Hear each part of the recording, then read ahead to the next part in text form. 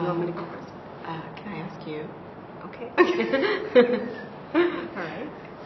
So, Reshma, when you think about your own leadership, how do you think about that question around what you know? Well, when it comes to my own leadership, there's certainly certain things I know I don't know. I've been a leader in the same organization for the past 10 years, and I think there's things I do really well, and I think it's important for leaders to own that. I'm a strong internal manager.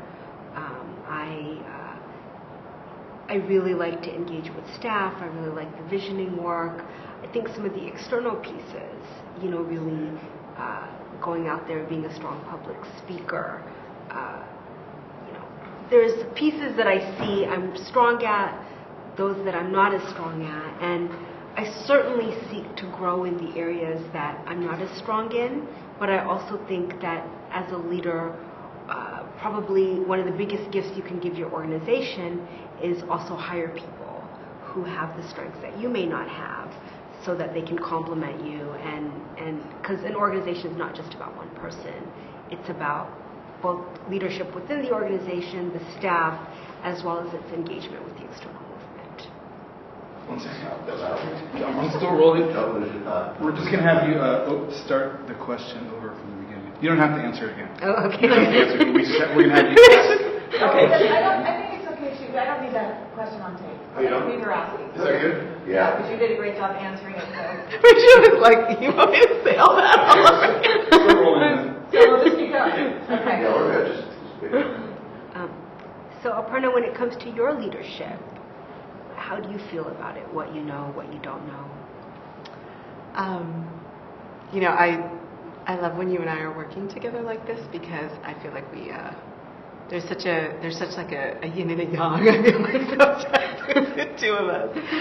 So I think it's a combination of knowing what I don't know and not knowing what I don't know. So I think 4 years in to this first ED position, thinking about my leadership, thinking about the pretty vast level of growth and change that's happened organizationally, internally, in terms of structures, and then also in terms of our work and our scale and our scope. I think that there's a clear set of things that we want to work on, and things that I as a leader want to work on, and that organizationally I think we can get better about, and be sharper about, and be smarter about, and then sort of what we contribute into the movement. And then when we sort of dream and vision together about what comes next, medium and long term, I think that's where I'm really excited about the journey, and I'm really excited about the opportunities and what feels like a really big trajectory around new Americans and immigrants. Mm-hmm. And that's where I'm like, oh, there's a lot I don't know, and I don't even know what that's going to look like, and what that's going to be, and what I have a sense of the function, and a sense of the sort of bigger purpose and vision and mission, but no idea what the form is going to look like, and no idea what kind of who organizationally we will be, and who I will be, and what my leadership will look like. Mm-hmm. And that feels really exciting, because I like change. And then there's also that piece of not knowing, and just having to step into it and to trust it. Well, I think what you're saying is, it's so true, because even though I feel like I don't know, I know what I don't know, there is that kind of trajectory. If you remember, before we started Rockwood, I had no idea of the kind of transformation and change that would happen out of that process, and the learnings, and what were the possibilities for leadership that were beyond, I'm a good internal manager and I'm a good public speaker. There's so much about systems, about processes, and I think part of being a leader is knowing that you're going to transform over time, and it can be such an amazing journey. And I think that's what I've really loved about just this whole process over the last 10 years, and working alongside, amazing leaders who push you and help you grow. but also discovering that there's so many tools and resources out there to take you, beyond where you ever imagined possible. If you had to, just in this moment, not for all time, but if you had to talk about one of those big transformations, particularly since our sort of Rockwood Fellowship, what would one of them be? The interesting thing is, even now, but more so before, I don't really think of myself as a leader in the immigrant rights movement. I get approached a lot to speak as a leader of the immigrant rights movement here, at least here in California. I think of myself as the executive director of the California Immigrant Policy Center.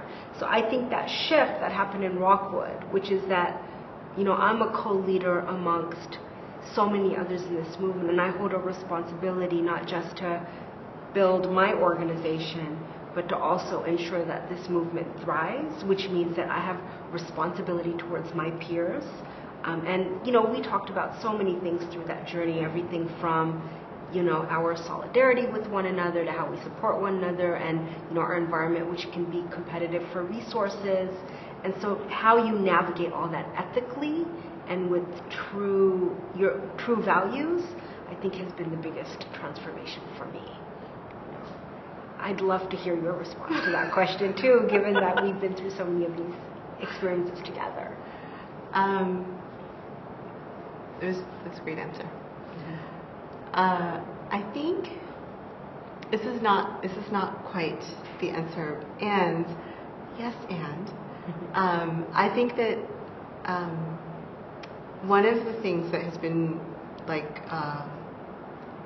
that has allowed me to step more fully into my leadership, and I think to open up space for staff and partners, and to open up space for how we meet our communities where they're at, and how we do this work from a bigger movement building perspective than just winning this one campaign and this one effort and this one election cycle, I think is that these spaces and this exploration, flexible leadership, Rockwood, just this nature of transformative change work, is around this vulnerability, and having these conversations around what I don't do well, what I have yet to learn, what my organization, what we still have yet to explore and be better at. And I think there is a culture, a habit, in philanthropy of, what are the challenges, what are your lessons learned? Please be really honest about that, which I think is important, and it's important to ask that.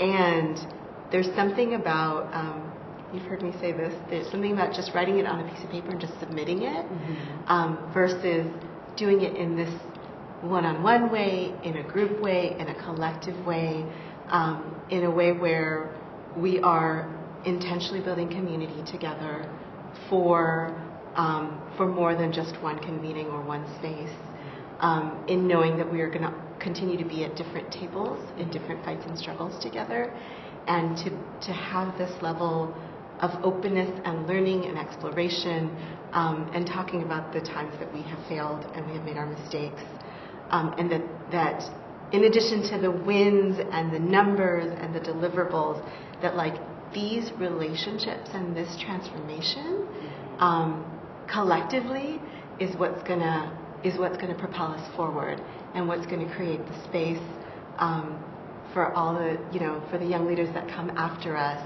and create the space to learn from our elders, and create the space for just a bigger and more expansive movement. And so that's the piece that I feel really lucky, and I just really, really appreciate it. Is that the one that you... That was the thing Carrie wanted to talk about. I totally was when you were talking, I was I can talk about it now. That was great. I was why should we just totally open the door for me? I didn't even know if you meant to do that, but that was awesome. I was thank you. Yeah, it's great. So I think I was going to ask if we have time for just... the second one? Yeah, and it doesn't have to be the full second one. Here's what I think that, if we're trying to elicit kind of how you both had so much experience managing the external and the internal piece of things, is there anything you've learned about how to do it, how to manage them? Because a lot of people talk about what are the tensions, and I would like to move the conversation a little farther to like, so what have you learned about how to manage those? Do you feel like you could address that a little bit? I'll ask you first this time. Okay. So, Aparna,